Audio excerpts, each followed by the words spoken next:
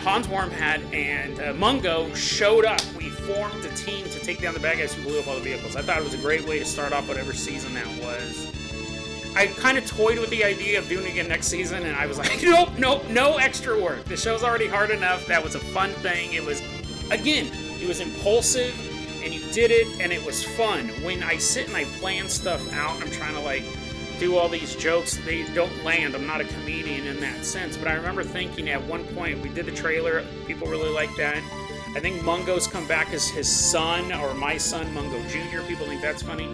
But I remember at one point I was planning on doing an episode about the people versus Michael Jackson, because I personally believe that Michael Jackson was innocent of those allegations. And this was when that documentary came out, like Surviving Neverland or Finding Neverland or whatever it was. It was trash. It was trash journalism. It was trash true crime garbage, right? And I was thinking about doing a rebuttal for that, and Hans Wormhat was going to be his defense lawyer, and I was like putting up notes, and I go, this is awful. No one wants to hear me do this voice for 30 minutes straight, especially about a subject that they may not even care about. Who really cares whether or not Michael Jackson's guilty? Either just fans or smear journalists, in my opinion. But... And then, so I scratched that idea, but I was planning it. I actually have a special folder of Michael Jackson research. He's like, no, we're not going to do that. And I didn't feel confident enough in me just telling the story and whatever. And then I was going to do an episode, I don't remember what the setup was, but it was Mungo in the Morning. It was a radio talk show skit that was going to be reoccurring with Mungo and Hans. And it was like, this is trash. Why are you even trying to do this? Mungo was funny the first time you did him. He's shown up a couple times, and it's even if you don't know the Mungo joke, you just figure Jason is someone who would name his son Mungo Jr., even though you're not Mungo Sr. Even if you didn't know the Mungo setup, it's a funny joke. So I wanted to, as cars are all of a sudden starting up all around me, I have to end this, and this has been really long. I wanted to show you guys the history of... never mind, I'm going to wait till this truck goes away. I wanted to show you guys the behind the scenes. It's just a simple episode, right? But I almost I could have ruined the show. I could have ruined the show by bringing on these recurring guests, which I think would become funny or would get super old quickly, right? It's like, what? Some kids got molested. Here comes Mungo. Oh, who's the bad guy who touched that kid? Like, sometimes it would be super out of place, right? I think it would have gotten old really fast. I think new listeners would have been like, why is he doing these? Why is he doing these voices? Like, what does this have anything to do with the topic? And it's that wire, you know? It's that wire you have to balance. When you're doing something creative, there is a balance between listening to the listeners and doing your own thing. And I think we've all have 100 examples of shows that have been ruined because of relationships that you're like, what? Why are those two characters together?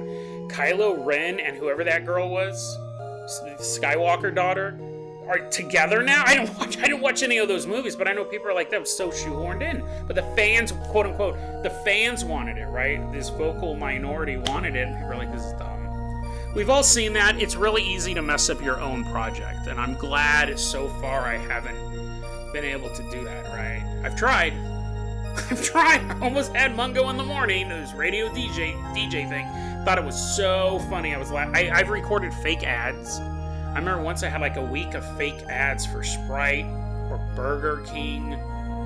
The Burger King ads might have ended up on the show, but I remember I have a file of fake funny ads I recorded, and then I thought, dude, nobody likes listening to real ads, let alone ads for things that don't exist. Why are you wasting their time? So that's a bit of behind the scenes of the comedy part of the podcast. I hope you guys enjoyed it, and I hope you guys enjoyed the decisions I've made, right? We still got another 1,000 episodes or so in front of us, right? We're coming to the first 1,000. Who knows where this show will grow till then, but until tomorrow, we got 2 more episodes of Dead Rabbit Radio Classics. I don't know what they are yet, but I do know what one of them is. One of them is the KGB vs. Aliens episode, and again, that episode's really weird. I just listened to that the other day, and I thought, you would have recorded a completely different episode today. So let's go ahead and take a look at that one tomorrow, and I will see you guys then.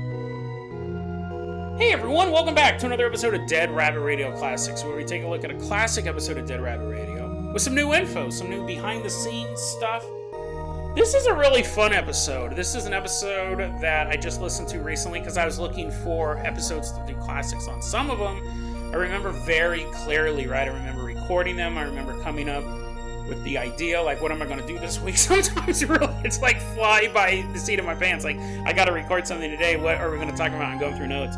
And sometimes I have really good memories of doing episodes. Sometimes I'm like, I'm not ready to talk about that one yet. This is an episode that it wasn't on my radar to be a Dead Rabbit Radio classic, but I'm actually glad I found it. You know, we have so many episodes, I'm still rediscovering episodes. This is an episode that I think we got a lot to say about the show as a total. I think we're going to touch on some really interesting behind-the-scenes stuff, so let's go ahead and get started. This is episode 569. Is there a hidden civilization living inside the Great Wall of China? We start off Monday with a story that will really kind of piss you off. It still gets under my skin, and I've been reading it all week. And then we take a look at the conspiracy theory that a popular reality show may have been warning us of the coming police state. It's not around. And then we travel to China, specifically the Great Wall of China, to investigate a new rumor that is spreading around the internet. Is it possible that there is an entire civilization living inside the Great Wall of China? Today on Dead Rabbit Radio.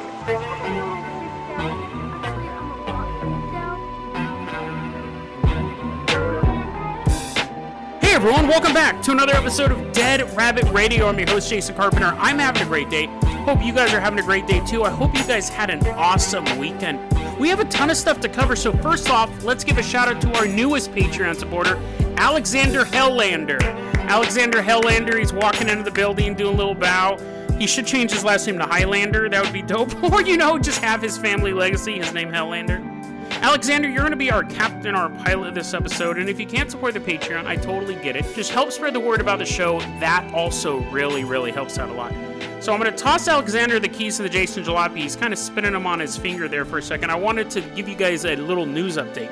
Real quick news, we are doing a live episode on Thanksgiving Day. That's at 12 p.m. Pacific Standard Time. We're going to be doing a live episode. And then afterwards, and maybe a little bit before the episode, we'll be taking questions, talking and stuff. You know what humans do when they meet each other? And I announced it during the live stream that I had on Saturday. Next year, we're coming out with the Dead Rabbit Radio video game.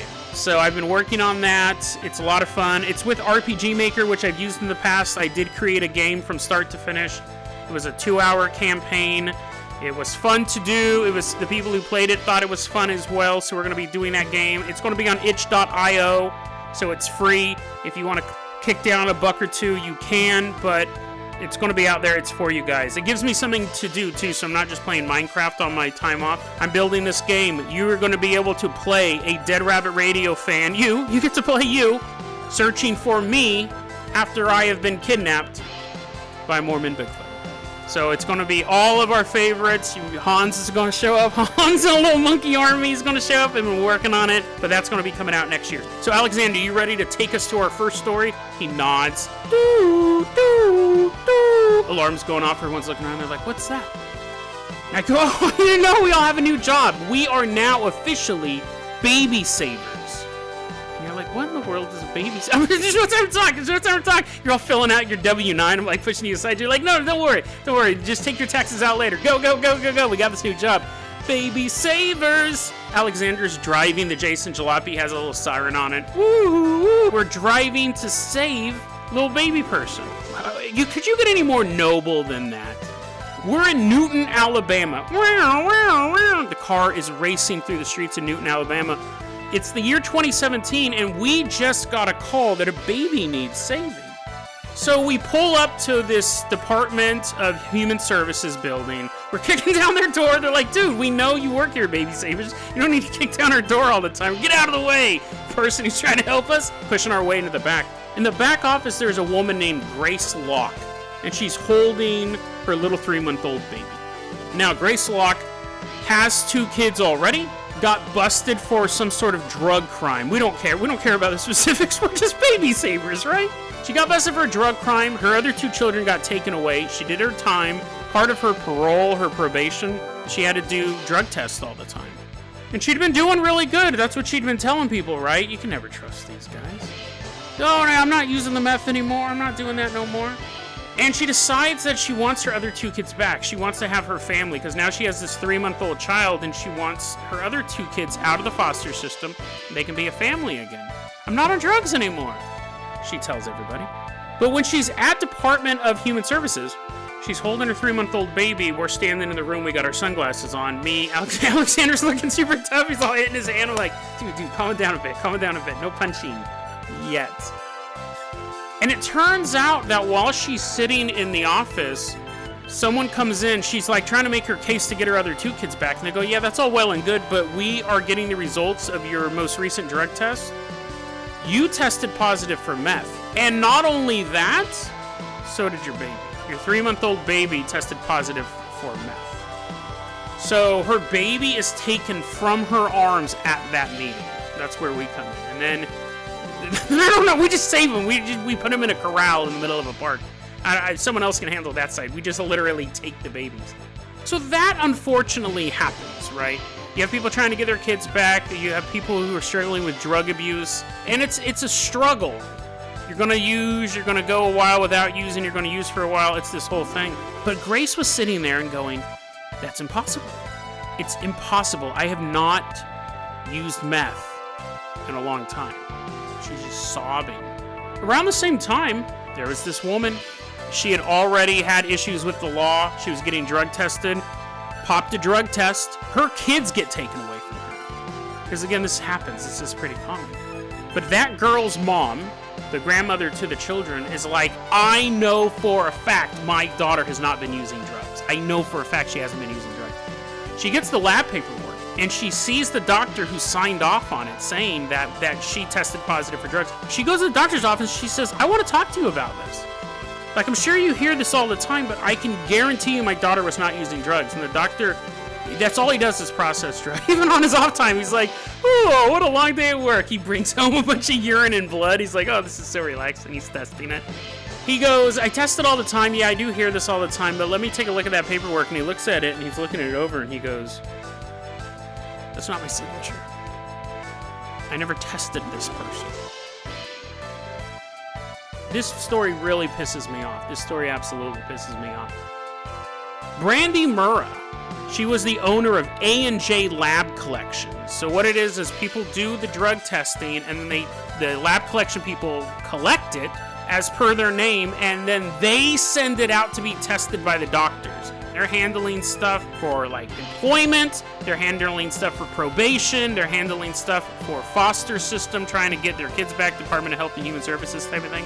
Brandy Murrah, the owner of A&J Lab Collections, so she would gather the samples and then send the samples out to the doctors, but she wasn't paying her bills, so the doctors stopped accepting her samples until she caught up on her bills.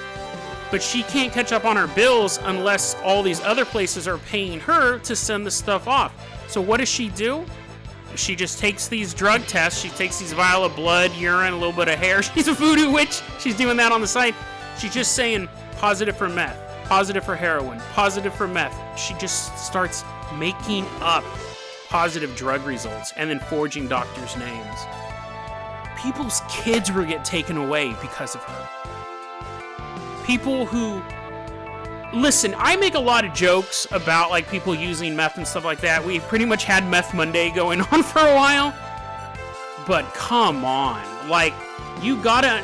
Like, someone who's a drug addict, how many times were they lying to people, saying, no, Ma, I'm clean this time, and then they OD, or they, no, can I have $20? I'm going to go to Chuck E. Cheese. I'm going to go to Chuck E. Cheese. I know I'm going to beat the high score. And then they go out and they cop again. And that goes on, and then eventually you hit rock bottom, and then you do try to recover, or you go to prison, or something happens with your kids or something like that.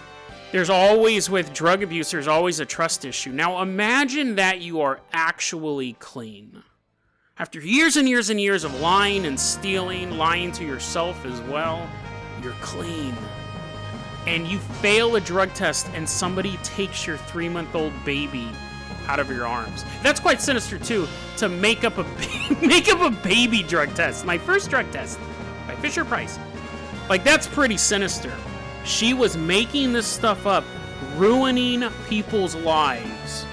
People who were really trying to make it work.